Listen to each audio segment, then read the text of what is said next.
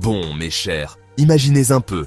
Une nuit étoilée à Terrier-Rouge. Butterly et Boomba sont assis sous un manguier, en train de siroter un bon café noir. L'air est chargé de mystère et de savoir, et on entend au loin les rythmes des tambours vaudous. Boomba.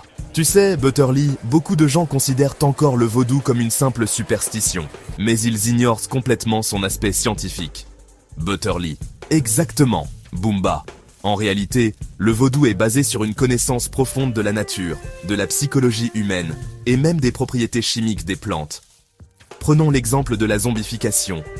Souvent exagérée dans la culture populaire, elle implique des substances neurotoxiques que l'on trouve dans certains poissons comme le fugu. Boomba. Oui, Wade Davis, un ethnobotaniste canadien, a étudié cela en Haïti.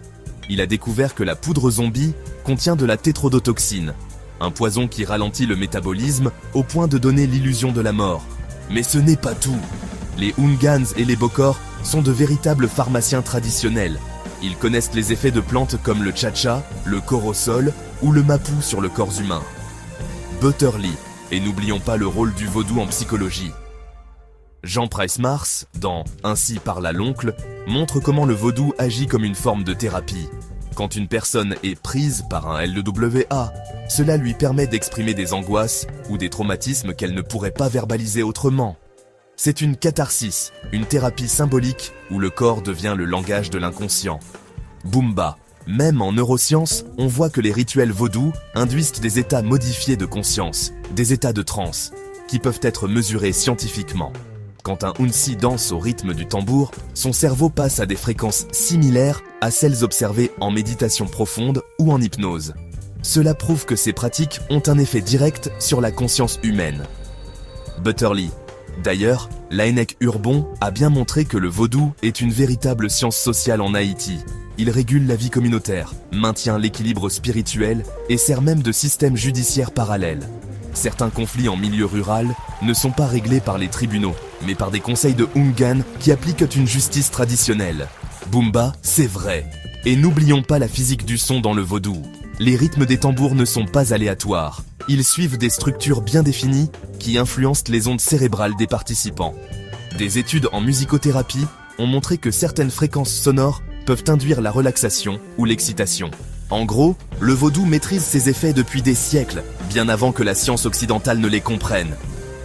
Butterly, tu touches un point fondamental, Boomba. Regarde la biologie du vaudou. Les sacrifices animaux ne sont pas juste des rituels sanglants, comme certains le pensent. Ils ont des fonctions écologiques et nutritionnelles. Dans un contexte où l'accès à la viande est limité, ces offrandes permettent de redistribuer la nourriture à toute la communauté. Boomba. Et si on va encore plus loin, la science moderne est en train de redécouvrir ce que le vaudou savait déjà. Par exemple, certaines plantes utilisées dans la pharmacopée vaudou, comme le kinkeliba ou l'aloès, ont été validées par la médecine pour leurs effets antibactériens et antioxydants. Ce qui était autrefois considéré comme de la magie est aujourd'hui confirmé par la recherche scientifique. Butterly, le vaudou, c'est un savoir ancestral basé sur l'observation, l'expérience et la transmission. C'est une science en soi, développée indépendamment des standards occidentaux, mais basée sur une fine compréhension des lois naturelles. Boomba. Mais pourquoi ce savoir n'est-il pas plus valorisé en Haïti? Pourquoi est-il encore méprisé alors qu'il pourrait contribuer au développement scientifique du pays? Butterly, c'est l'héritage de la colonisation et de l'évangélisation. Le vaudou a été diabolisé pour imposer la domination culturelle européenne. Mais je crois que les temps changent. Des intellectuels haïtiens comme Max Beauvoir ou Michel S. Laguerre ont commencé à réhabiliter ce savoir. Boomba.